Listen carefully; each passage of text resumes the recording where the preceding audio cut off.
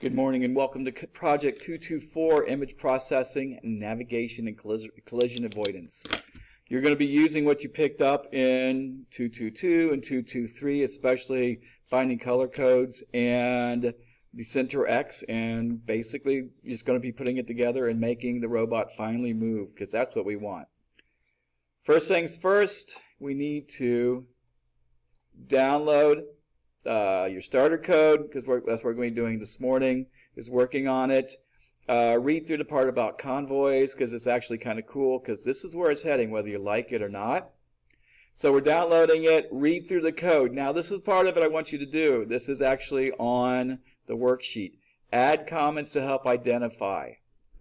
So what is the code doing? So what I want you to do is bring up the code. The comment section is over onto the left. And you're going to put in here, like on this part, this is the event handler. I know it's tiny, but you can see what it is. Now, a couple differences than we normally have. They're brought in the debug. I'm not a big fan of it, so don't worry about it, but it does kind of see if it's going to catching. It's saying, hey, are my rights and lefts and forwards working? All right. Is this the full code? No. So, things I would say, first things you might want to do, you might want to put your rights together because you have motor 1 and motor 2 as you normally do. Just put them together. You know how to do that one. If you want to, lose the debug because you're not going to really looking into looking part. So, fix this really quick. Go through, then put in the comments, what is this doing, what is this doing? Now, if you look over and looking, what's going on? Because it's looking for a certain thing, and when it finds it, it's what's it going to do? You've got a conditional for your center X. If it's less than 80, and and your X is less than 80, and your Y is less than 100, what are you going to do? It's going to have you do something. So what I want you to do, I like this, full speed ahead. You're going to need to go through and write out everything. When you have this all commented, you need to screenshot it. So that's the first thing we're going to do this morning. As we're going to go around now, under 4, this is going to take your written skills. You got to figure out what is the starter code doing. Not only are you after you do the comment, you got to write out in your language. This is what it's going to do. I expect a paragraph explaining exactly what the code's doing. I'm expecting a paragraph. All right. In 5, you got to modify the code that the SDV turns 90 degrees to the right when it gets within 6 inches. So how are we going to figure out 6 inches? Well, that's going to be basically you're going to need to grab a ruler and figure out what the height and width is around 6 inches. All right, had to take the phone call. So you're going to modify the code. So you're going to do this one. So 6 inches from a red-green object. So when it sees red-green, you already know how to do that one. We've kind of messed with this one. It's going to turn right 90 degrees. Then modify the code that when you see a blue-green, which is further than 6 inches away, the SDV turns to the center of that object in its field of vision. Use only the blue-green object in case something in the background is accidentally identified as being blue.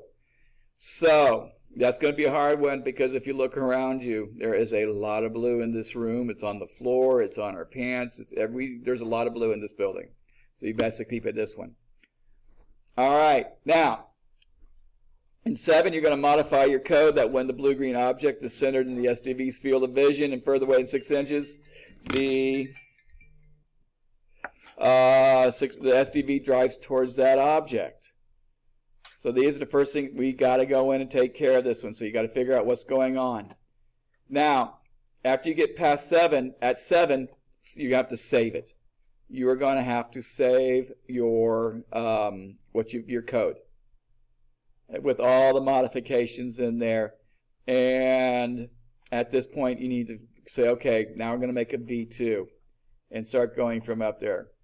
Look in 8. Using the methods and properties of the components of the VEX vision system, that you've learned about work with your team to write a program that they can navigate the following grids, or back to grids. So it's going to drive from a white square up to the red-green object. It's going to turn to face the it's a red-green object. It's going to turn to face the blue-green object. It's going to drive up to the blue-green object, turn to face the blue-red object, and drive to the blue-red object and stop. This is what you're working on. I think there's no reason why. After 9, when your program can execute all of the above in a sequence, save your code, put it on your worksheet, tell me because I want to see this. This is where I want to see this one. Down in here, you're going to make your movement a little more fluid. So you're really going to mess with your center X. So go through that one, and this is my favorite part: identifying other vehicles. So as you're moving around, if there is another vehicle in the way, it can navigate around it and then go back to where it was going.